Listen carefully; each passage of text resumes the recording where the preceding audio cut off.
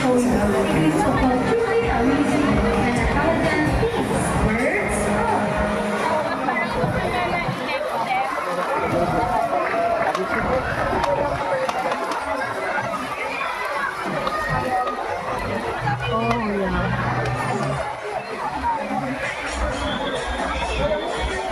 What about the sea lion? I'm excited for the sea lion. travel. Travel is scientific is natural senses. These birds can be found in eastern Indonesia and they are the largest. So, cockatoos.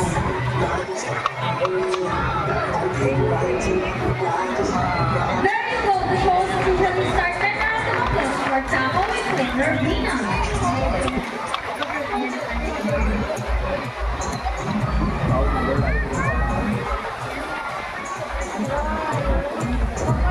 Hello everyone and welcome to Manila Ocean Park on Starboard Show with me, Trainer Reggie. Now, here's an object that I will write under one of these silver cups. So we're going to put this object on your left, on your right, or in the middle. Which side? Left, right, or middle? Alright, let's put it right here. Now, let's call our psychic bird, Dazzle. Dazzle is our super-rested cockatoo. Scientific name is Kakatuwang galerita. Common inhabitants are in woodlands and forest areas along the eastern Australia. They are very loud and can mimic almost any sound. They typically feed on seeds. When it's a guess, they say, "You can do it, Dazzle!" Come on, Dazzle, why don't you get open for us?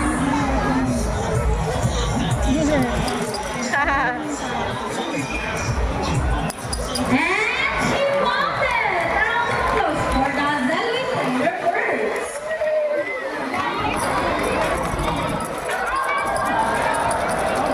Wow, they have so much food. Next our next future birds are just like any married couple. Monogamous, meaning they will remain or partner for life. Pretty romantic, right? But as any couple will attest in a relationship, there will always be battle. Meet Sassy and Rocky, a beautiful pair of beauty mahal. But today, they will battle it out to see who's the best in the basketball game. But before we start this battle, I'll be dividing you into two groups. So all girls will cheer for Sassy. Come on girls, let me hear you cheer. Sassy! Sassy! And all of the boys will cheer for Rocky.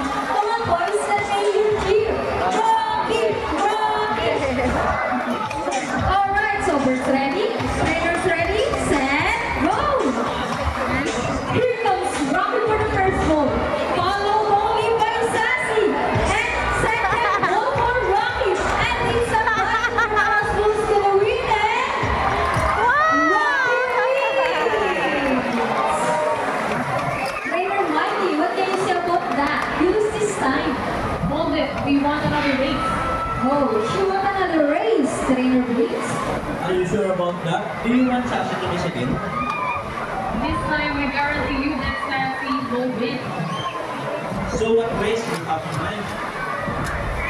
Here comes Rocky for the first ring. Hey, what's happening? Sassy picking up the 3 rings at the same time.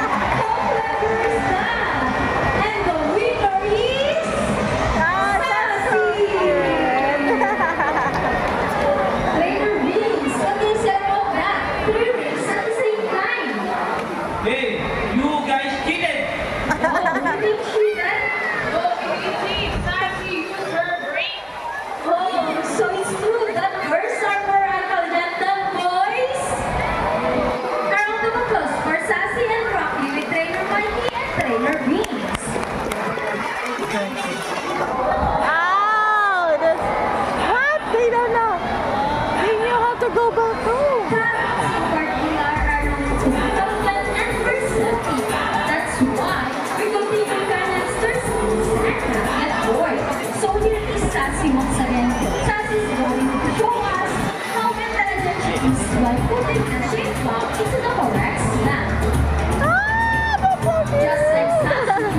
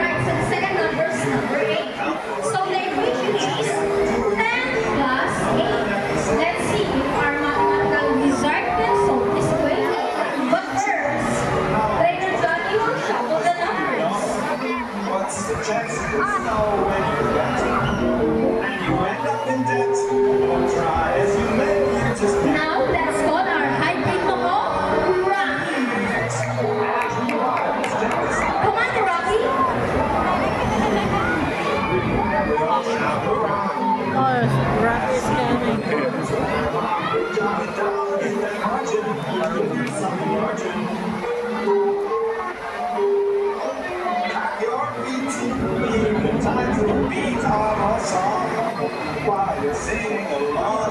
Alright, trainer John is rock ready.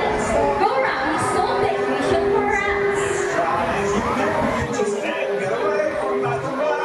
And Rocky gets the first number correct. Wow. So about the second number. Well, Rocky loves numbers. And he gets the number 8. So let's just say this equal to 18. Around the applause for Rocky with trainer Johnny. So this time, I need an adult volunteer with 500 pesos bill. Anyone wants to be a lucky volunteer for today? Just raise your hands and we will choose one. Reach 500 pesos bill. Guys, anyone? Once again, I need an adult volunteer with 500 pesos bill. Alright, I think we got one. Hi sir, please cover the stage. You will notice that the birds of our show are mostly bottle. It is because they're highly intelligent, charismatic, colorful, and musically inclined. They have a very good memory and they can remember even the smallest details.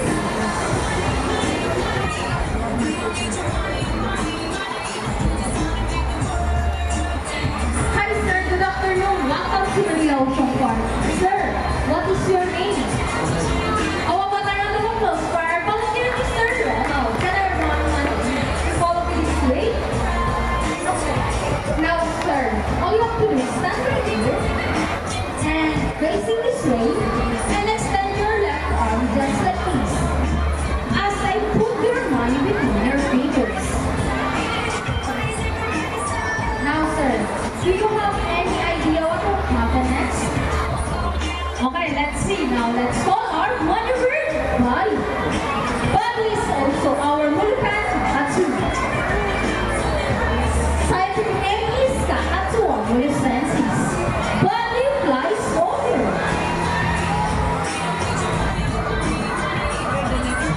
And he gets the money and flies back.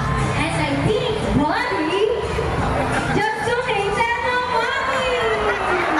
Round of applause for our donor. Sir, before we go, I have a question for you. Did you know that the Ocean Park is also a rescue center for birds? I know you know your money will go along the way, and wherever we're able, you will now go back to your seat and enjoy the rest of the show. How about 1,000 pesos on this side? No more? Sir, are you okay? You sure? You look so sad. No, sir, we're just kidding. It's all part of the show. Please come back here in front and we will give your money back. Sir, Buddy saying something before Buddy gives your money. Buddy wants to give you a kiss. Is it okay?